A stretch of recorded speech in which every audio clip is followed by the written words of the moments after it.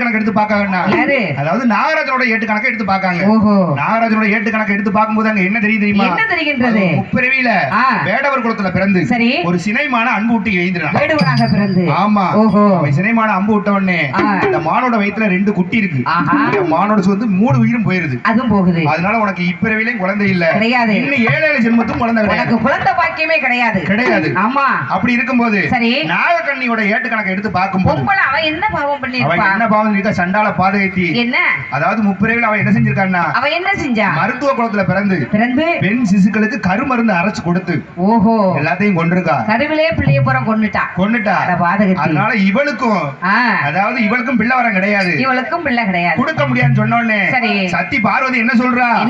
நீங்க வரம் கொடுக்கல அப்படின்னா நான் உங்க கூட வந்ததுக்கு அர்த்தமே இல்லாம போயிரும்.